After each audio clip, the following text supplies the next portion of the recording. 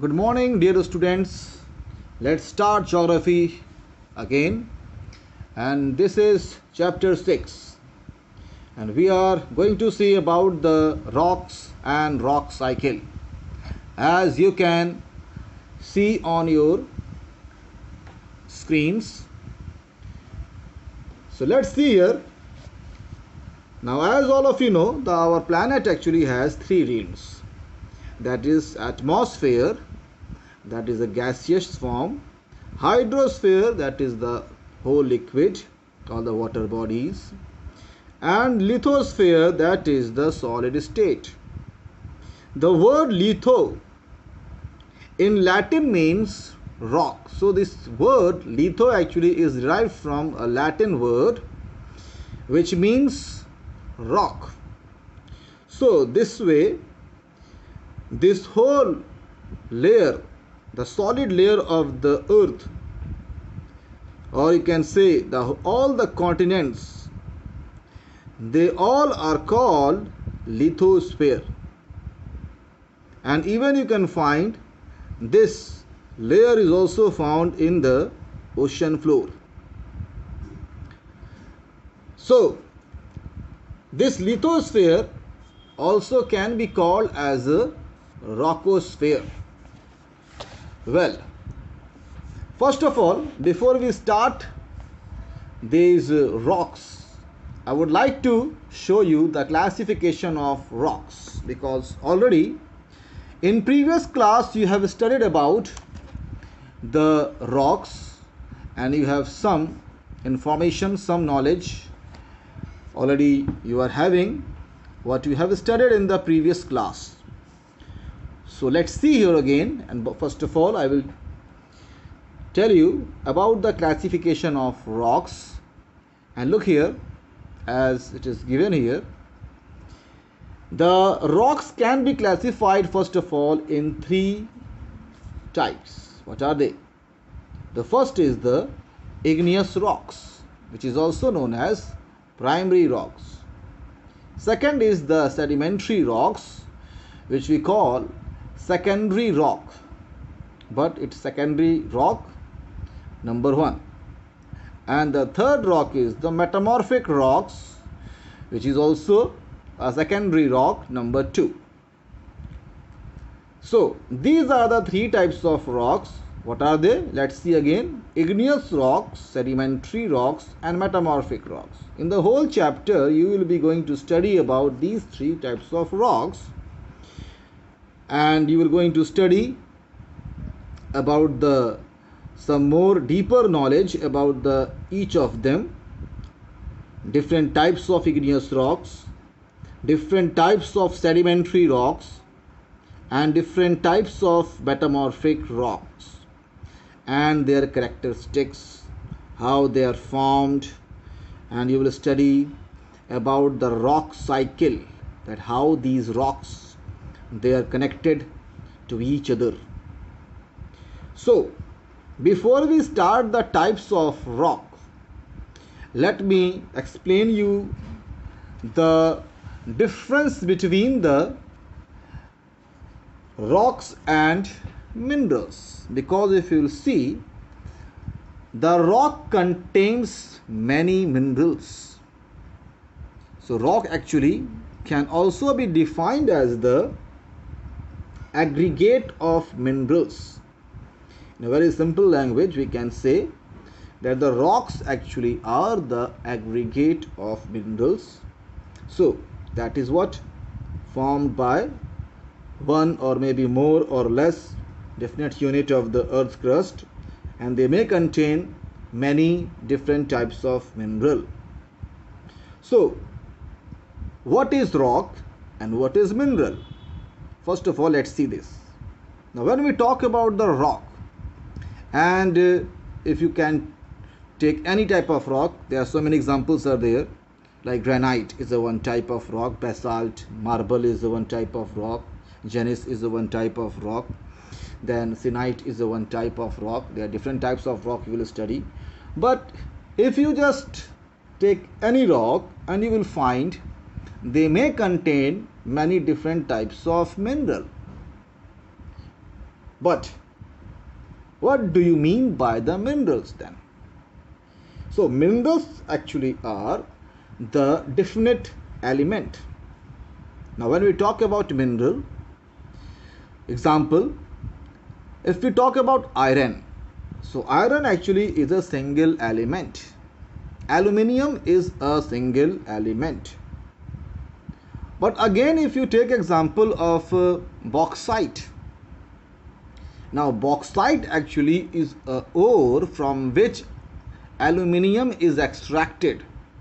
But bauxite actually is formed in open as a rock. So bauxite actually is a rock which may contain many types of mineral.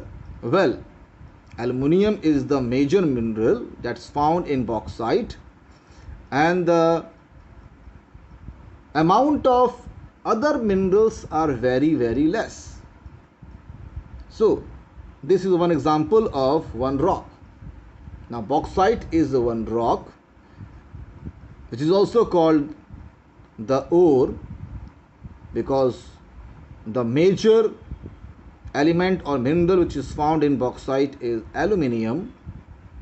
So now this bauxite is extracted from the different places where they are found. Now usually you will find aluminium actually is present everywhere.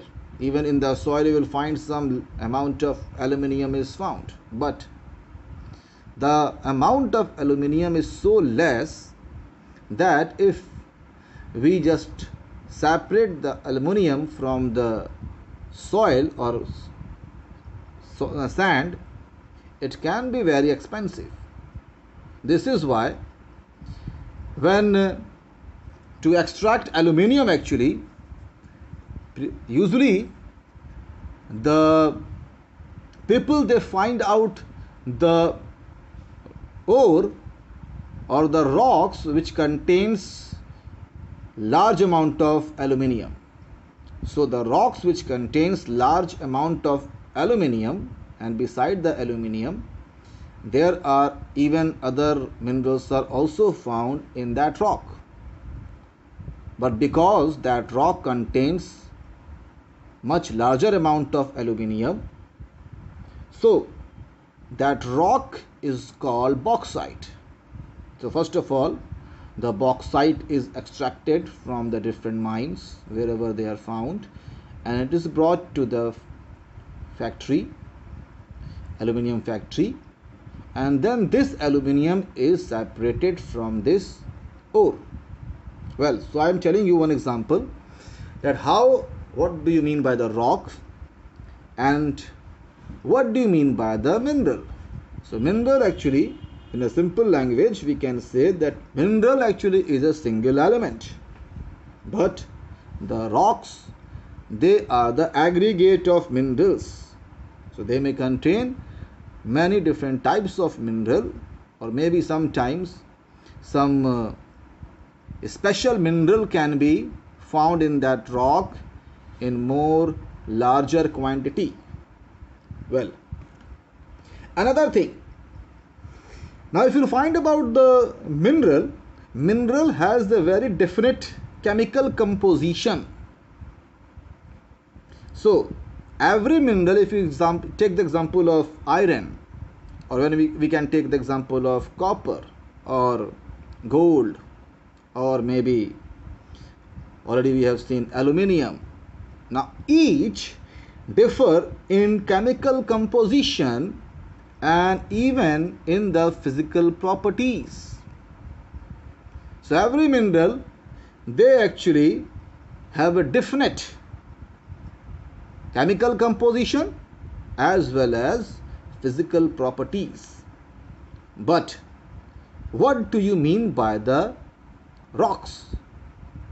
Now rocks don't have any definite chemical composition or physical properties. Why? Because they contain many minerals. So this is a major difference between the rocks and mineral. So this is a very common question which can be asked in examination.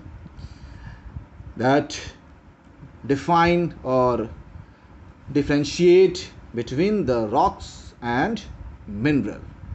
So this can be of 3 marks or 2 marks. So now let's start here. The first rock, that is igneous rocks. But before we start the igneous rocks, I would like to show you one figure and the section of the earth, the lithosphere. So as you can find here on your screen, and here if you'll find here, this is one cross section of the earth, and you can find here these are the different layers. So this is earth. You can find already you have studied about the interior structure of the earth. So this is the crust, then this is the mantle, then this is the outer core, inner core. So if you find here actually one cross section is drawn here. So I can find here that already we have seen already in the previous chapter about the thickness of each layers. So you can find here that is, first of all, the thickness of the inner core starts from 5,100 kilometer to 6,378 kilometer. Then now this is a solid part, as I explained you that the inner core actually is a very solid part. As some of you know that the interior part of the earth in the center, it is a liquid, but actually it is not found in a liquid form. Why? That I explained you, because of the very high density. Because of the very high density, it is impossible for any mineral to be present in liquid form. This is why, even though the temperature is highest here in the interior part, this layer actually is a very solid part. Now above this core, this layer, as you can see, mantle, here actually is liquid. Well, it is shown here liquid only, but actually the lower part up to some places they can be solid also, and usually liquid you can find in the upper part of the mantle. So upper part of the mantle, well, you can see here. Then again you can find here the upper part here, the most upper part, that is crust. Crust has 2 layers, the upper crust and the lower crust. So you can find here first of all the thickness. So you will find here the thickness of crust actually is very less. As I told you, the upper crust, the thickness of the upper crust is only 30 kilometer. But as you go down, the thickness of the mantle and the core, even the 2 layers of mantle, right, and the 2 layers of core, actually they are much thicker. Well, so when we talk about the lithosphere, as we have already seen, litho means rock, rockosphere or lithosphere. So we are dealing about the only upper layer. We are not dealing with the mantle or core, but here in this chapter we are dealing only with the upper layer of the earth crust, that is called lithosphere. So let's start here with the first rock, that is the igneous rocks. So as you can find here on your screen, igneous rocks. So first thing is how these igneous rocks are formed. This is the first question. How the igneous rocks are formed. Now usually, already as I shown you, that igneous rocks are also called primary rocks. Why they are called primary rocks? Because igneous rocks, they directly formed by the solidification of the molten magma. Now what happened when as you can find here is a one figure of volcano is shown. So what happens? The molten material inside the earth is called magma.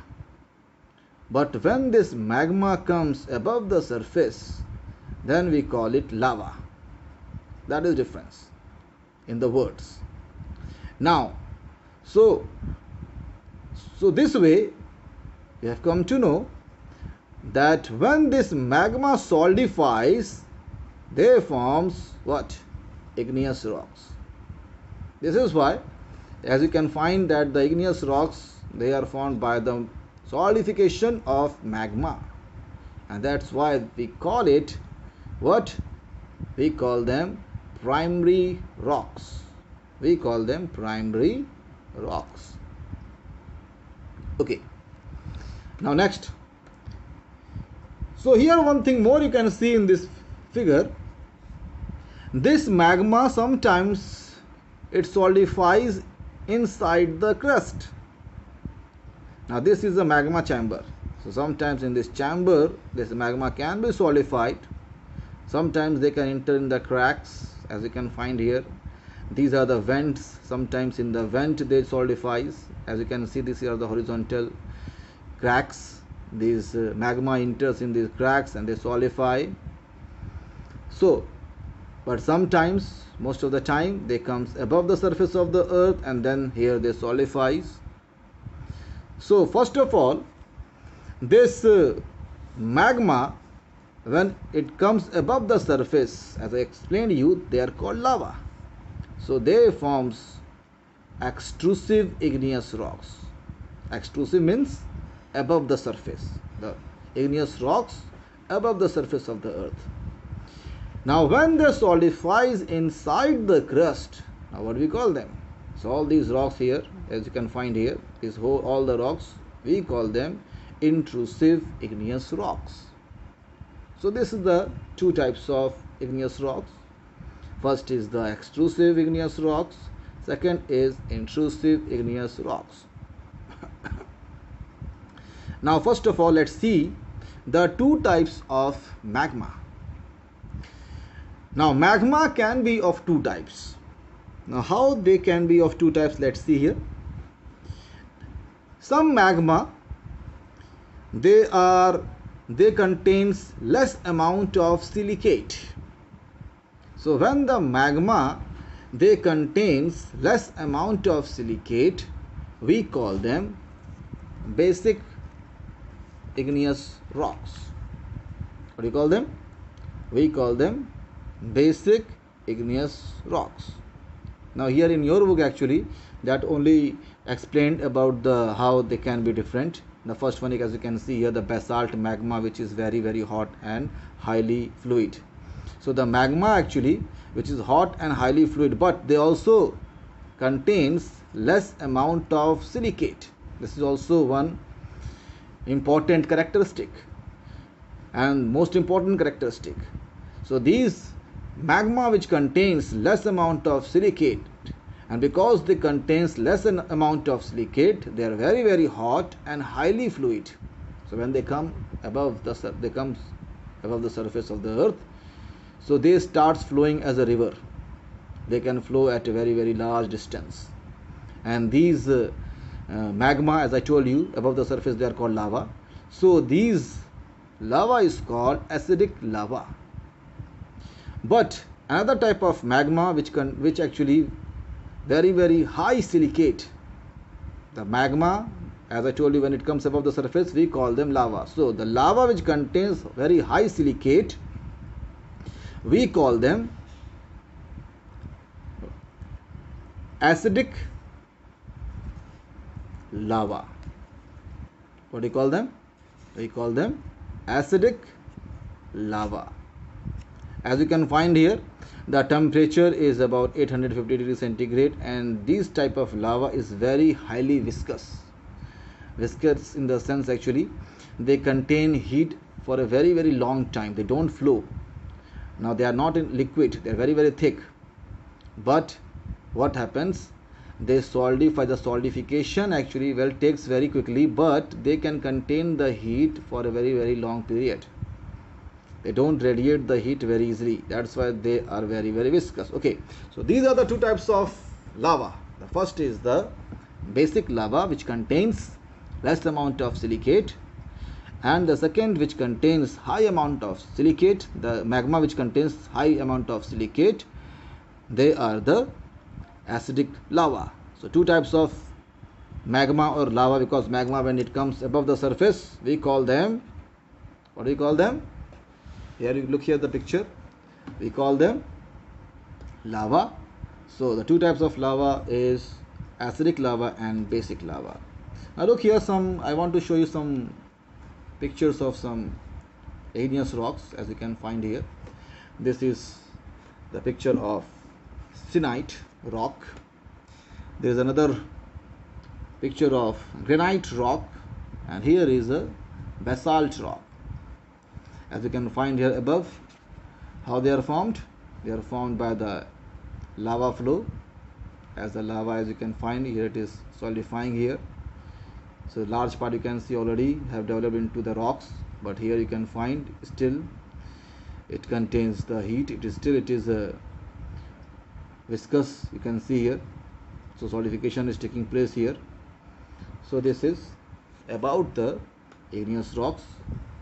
Now let's see here some detailed study about the types of igneous rocks. So now here you can find here the types of igneous rocks. The igneous rocks can be classified, as you can find here. There are some bases. This is a very important point you may remember. Look here. Igneous rocks are classified on the basis of texture of grains, chemical composition, and mode of origin. So now this question can be asked. This is a very important question. How the igneous, or on which basis the igneous rocks can be classified? So the answer will be on the basis of texture of grains, number 2 chemical composition, and number 3 mode of origin. So these simple things you need to remember. So these type of questions, and as I am explaining you the chapter, I will also tell you some common questions which will be asked in the board examination. So here you can find here number 1, on the basis of silica present. Already we have seen the two types of lava. What are they? Acidic lava and basic lava. So what happens when the acidic lava, it solidifies, they forms acidic igneous rocks. Now example is granite. Granite contains more silica. Second is the basic lava. So the basic lava, when it solidifies, they are called basic igneous rocks. And as you can see, one example, gabbro. Gabbro is one example of igneous rocks. They contains lower quantity of silica. So these are the two categories. The igneous rocks can be kept into two categories. On which basis? On the basis of silica present. Now next basis is the occurrence. Occurrence means where they solidifies. So here you can find, on the basis of occurrence, igneous rocks, they are divided into the two category. What are they? Number 1 is intrusive, and second is the extrusive. Already I explained you. So let's see here. First of all, about the intrusive igneous. Intrusive means, let me show you the picture here. So here this figure, as you can find, and already I explained you, the magma, when it solidifies inside the crust, we call them intrusive igneous rocks. Very simple. Now let's see the further classification of intrusive igneous rocks. Now, so let me show you here the figure already. So you can find here this igneous rocks again is classified into two types. Now what are they? Now if you find here, this is a magma chamber, and when the magma solidifies in this chamber, we call it plutonic igneous rocks. In the full form, we will call it plutonic intrusive igneous rocks. Which rocks are called plutonic rocks? When the magma solidifies inside the chamber, then they forms plutonic intrusive igneous rocks. But when the magma solidifies above, it comes outside this chamber, and sometimes, as you can see here, it solidifies in this vent, or this is another vent. So when it solidifies in the another vent, and you can see here it is not vertical, right? So this structure, when it solidifies, it is called dike. And here you can see here the magma has entered in the crack, and here it is called sill. So these rocks, we call it first of all hypobasal intrusive igneous rocks. So like this is way, the intrusive igneous rocks again can be classified into two types. What are they? The first one is the, as you can see, plutonic igneous rocks. As I told you, they origin where? In the magma chamber. Second is the, so plutonic rock is given here. Some examples are also shown here. You can find here some examples like gabbro, granite and batholith. These are the examples of some plutonic rocks. Now next is the, I told you, hypobasal rocks. So which rocks are called hypobasal? When these rocks solidifies in the upper layer of crust, they are called hypobasal igneous rocks. Okay, now again these igneous rocks, actually, because what happens, as I already shown you on the figure, these igneous rocks actually they just forms a different type of shape inside the crust. Which type of shape? Some shape I have shown you. Let me just show you again.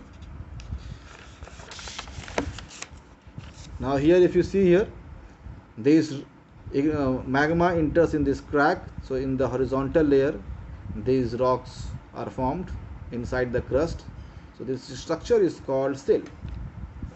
But when these magma solidifies in the vertical, in this another vent, right? Or so what happens? We call them dikes. So let's see here some important things, some important intrusive igneous rocks. The first is the batholith. This is the one type of intrusive igneous rocks. Now what are the batholith? Well, second is laccolith, then sill, then stock, dikes. So these are some examples. Already I shown you dikes, I shown you sills also I shown you, and batholith, laccolith and stocks. Let me find out and then I will show you. Now here I would like to show you another figure where I will show you some different structure of intrusive igneous rocks. As I told you, this magma, when they solidifies inside the crust of the earth, so what happens? They solidifies in different shape, and these different shapes are known by different names. So let's see here. First of all, I have shown you the batholith. Now very deep inside the earth, in the magma chamber, when the magma solidifies in a very, very big region, so that is called batholith. Second is, as you can find here, the magma solidifies in the upper layer of crust, but you can find it is a shape of mushroom, and this shape we call it laccolith. Then when the magma enters in horizontal cracks and they solidify, so these igneous rocks are called sills. You can find here, these are the sills. Okay. Then next is the stock. Now you can find here, batholith is a very, very big layers inside the, deep inside the earth. Usually actually it is in the lower crust or upper mantle. When this magma solidifies in an area of more than 100 square kilometer, they forms batholith. But what happens when this magma comes above in the upper layer of the crust, and they just forms a big structure like this. So this structure is called stalk. Then when the magma solidifies in the vent, then what we call? We call them dikes. Well, two more structures are there. So we will see afterwards in the another chapter, volcano. Volcano, you will we're going to see it. Okay. So these are some common things which I already I have shown you. So these are the pictures. Now let's go back there to the rock again. So already we have seen about the intrusive igneous rocks. Now the second type of igneous rocks are, as you can see there on your screen, this is extrusive igneous rocks. Now I already explained you, when the magma comes above the surface of the earth, what we call them? We call them lava. Now when they solidifies, we call them extrusive igneous rocks. Now again, these extrusive igneous rocks, they can be of two types. What are they? Let's see. So these can be, because this type actually is classified according to the nature of lava, on the basis of nature of lava. So all of you know, when the volcano erupts, they erupts in two forms, sometimes in explosive form and mostly very quietly. From the cracks the magma comes out. So these are the two types, explosive type, quiet type. But when this magma comes out in explosive way, what happens? First of all, the ashes comes out, then the lava also comes out, and this lava mixed with the ash and they solidifies and they forms the igneous rocks. So these rocks, which because they also contains or you can say the mixture of the ash and lava, so the structure, composition of these igneous rocks are somewhat different. That's why we call them explosive type of extrusive igneous rocks.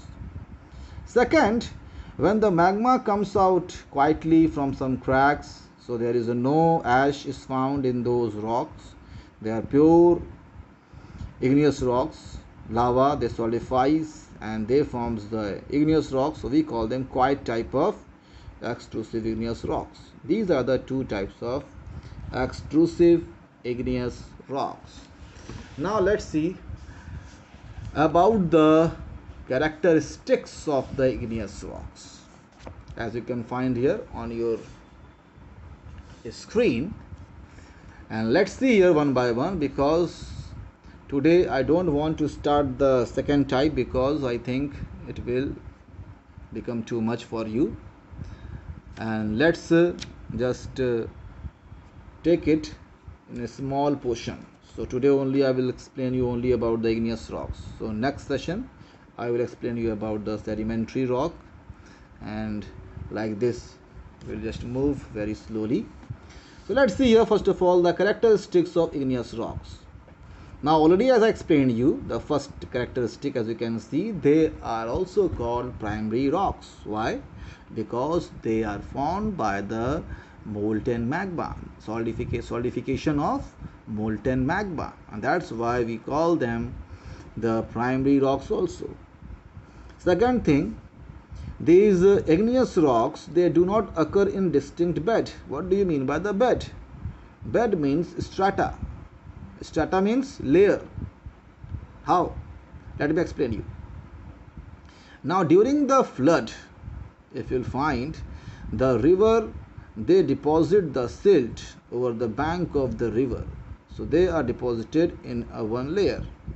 Next flood, again another layer is deposited. In many places, when these layers they solidifies, they form the sedimentary rock. So sedimentary rocks actually, they are usually formed in layers. So when we start the sedimentary rock, we will come to know they are formed in layers. So usually when you will see about the sedimentary rock, you will find they are in layers. But actually here igneous rocks are not found in any layers. They are not never occur in layers. So what happens? They solidifies, right, and they become very hard rock. Second thing. Third is they are not fossiliferous. What do you mean by the fossiliferous?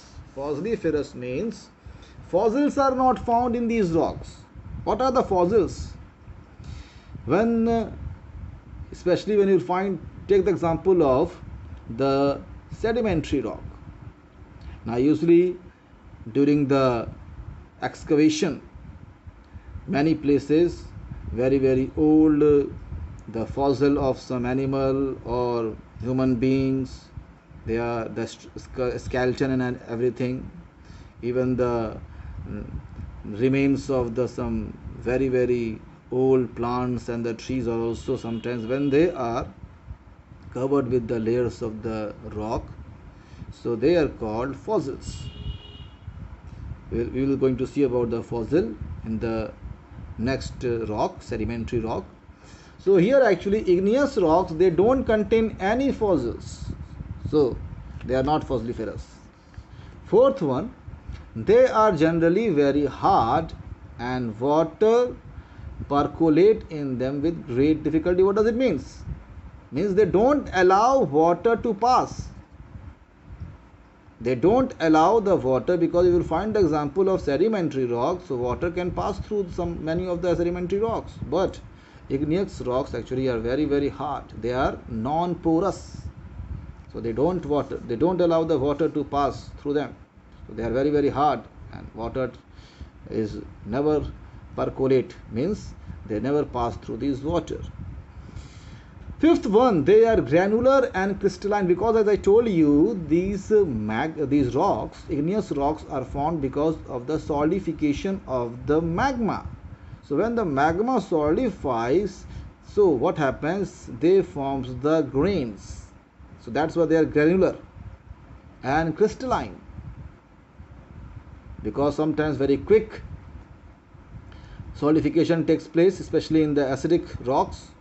So in that, the rocks are formed, some rocks are formed in crystals, so we call them crystalline. So they can be granular and crystalline. Next is, these are generally weathered by mechanical weathering. Mechanical weathering means these igneous rocks, they can be weathered by the agents of wind or by the agents of running water.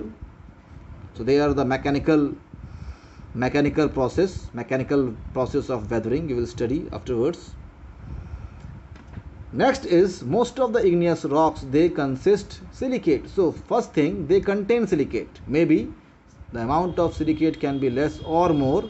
On that basis, they can be categorized into acidic igneous rocks and basic igneous rocks, but they contains silicate. And the last point, these acidic, not only acidic, because let me explain you first of all acidic. So the igneous rocks, which are usually acidic in nature most of the time, they contains many minerals also, like iron ore, gold, silver, zinc, lead, aluminium, manganese, mica, etc. Now what about the basic igneous rocks? Basic igneous rocks actually, after a very long time, they go through the process of weathering and they can turn into a fertile lava soil. Example, in South India, there is a Deccan Plateau in Maharashtra and Karnataka, and this Deccan Plateau actually is found by the weathering of the lava rocks. That's why black soil is found there. So black soil actually is example of lava soil, and lava soil is very fertile, and especially which lava soil? Basic. The basic lava, when they solidify, means basic igneous rocks, when they solidifies, they may form very fertile soil. Example I told you, one example is a black soil which is found there on the Deccan Plateau of India. Another example is the Terra Rosa soil. If you remember, you have studied about the South America, Brazil. On the Brazilian highland, there is a red soil is found. That is which type of soil? This red soil is a lava soil. So it is rich in iron, because iron content is very high there. That's why it looks red in color, and usually we call them Terra Rosa, if you remember. So the igneous rocks here, as I told you, usually they contain many minerals like iron ore, gold, silver, zinc, lead, aluminium, magnesium, manganese, and mica, etc. While the basic lava, after the weathering, they can form very fertile lava soil. So today this much only. All the best. Okay, and your homework is to read this chapter, whatever thing is left. So all of you just go through the book, those who are having the book. So goodbye.